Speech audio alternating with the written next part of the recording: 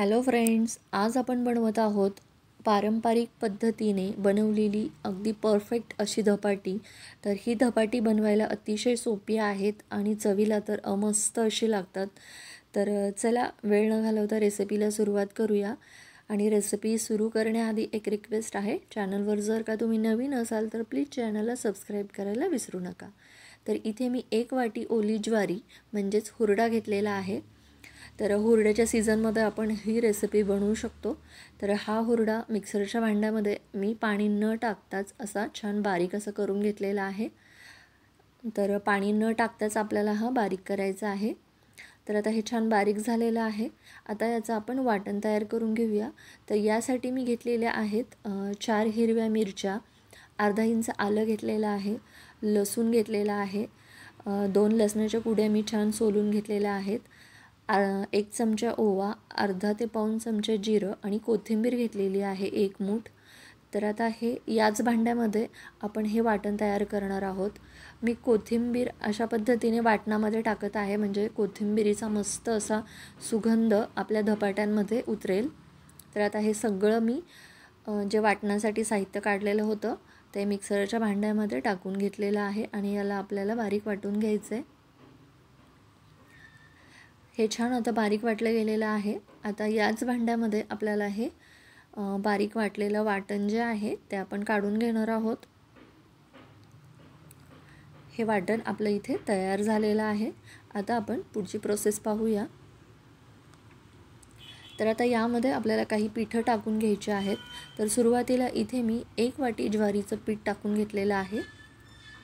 त्यानंतर अर्धी वाटी बेसन पीठ इथे मी घेतलेलं आहे आणि त्यानंतर मी अर्धी वाटी पोहे छान 2 पाण्याने स्वच्छ धुवून घेतलेले आहेत आणि 5 मिनिटांसाठी याला मी असेच भिजवत ठेवले होते। तर यामध्ये आपण टाकून घेऊया। तर मी गव्हाचं पीठ न टाकता इथे पोह्यांचा वापर केलेला आहे। तुम्ही हवं तर गव्हाचं पीठ यामध्ये अर्धी वाटी टाकू शकता, कारण की मला हे जरा जास्त सॉफ्ट असे बनवायचे आहेत धपाटे, त्यामुळे मी इथे गव्हाचं पीठ वापरलेलं नाही आहे। तुम्ही अर्धी वाटी गव्हाचं पीठ वापरलं आणि पोहे पण वापरले तरीही चालतील। आता यामध्येच आपल्याला अर्धा चमचा हळद आणि चवीनुसार मीठ टाकून घ्यायचं आहे।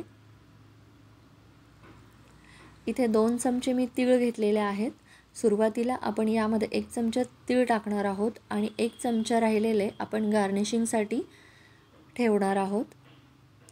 आता यामध्ये 2 मध्यम साईजचे कांदे मी बारीक चिरून घेतलेले आहेत, ते सुद्धा आपण यामध्ये टाकून घेऊया। धपाट्यांमध्ये कांदा जो आहे तो खूप छान असा लागतो। आणि 2 चमचे दही यामध्ये आपल्याला टाकून घ्यायचं आहे आणि 1 चमचा तेल आपल्याला टाकायचे आहेत। आपण यामध्ये तेल टाकल्याने काय होतं, ते अजूनच धपाटे जे आहेत ते छान असे मऊसूत असे बनायला मदत होते। हे पहा, अशा पद्धतीने आपल्याला हे आता सगळं व्यवस्थित असं मिक्स करून घ्यायचं आहे। तर मी आधी तुम्हाला सांगितल्याप्रमाणे मी इथे पोह्यांचा वापर केलेला आहे, तर त्याऐवजी तुम्ही गव्हाचं पीठ अर्धी वाटी वापरलं तरीही चालेल। तर आता हे पाणी न घालताच हे पहा अगदी व्यवस्थित असं मळून घ्यायचं आहे। याला पाण्याची शक्यतो गरज पडत नाही। जर थोडेफार तुम्हाला आवश्यकता वाटली तर फक्त 1 चमचा पाणी मी इथे वापरलेलं आहे। तुम्हाला आवश्यकता भासली तरच तुम्ही यामध्ये थोडंसं पाणी घाला। 5 मिनिट याला झाकून ठेवलेलं होतं। 5 मिनिटांनंतर आपण धपाटी करायला घेऊया।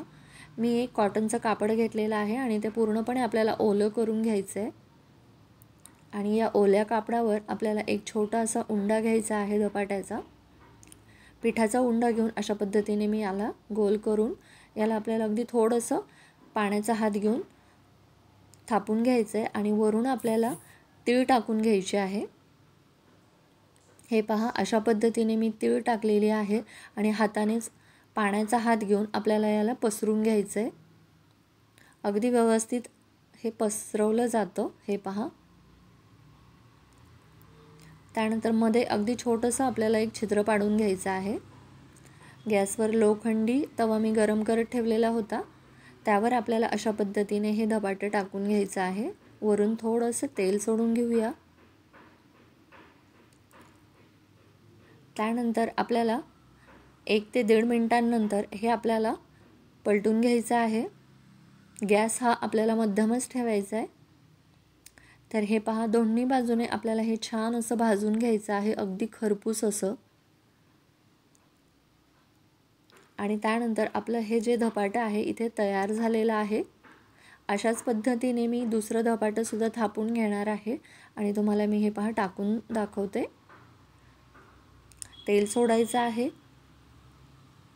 आणि त्यानंतर यावर तुम्ही अशा पद्धतीने झाकणसुद्धा ठेवू शकता, म्हणजे छान दोन्ही बाजूने हे वाफवलं जातं आणि पटकन धपाटं शिजायला मदत होते, पटकन भाजलं जातं। तर हे पहा, अशा पद्धतीने मी सगळी धपाटी इथे बनवून घेणार आहे। तर ही धपाटी तुम्ही लोणच्याबरोबर खाऊ शकता, सॉसबरोबर खाऊ शकता, पण मी इथे लोणचं, गूळ आणि तिळाच्या चटणीबरोबर हे सर्व करत आहे। गुळाबरोबर पारंपरिक पद्धतीने जी धपाटी बनवली जातात ती गुळाबरोबर खूप छान अशी लागतात। तर आजचा व्हिडिओ तुम्हाला कसा वाटला मला कमेंट बॉक्समध्ये नक्की सांगा। व्हिडिओ पाहिल्याबद्दल खूप खूप धन्यवाद।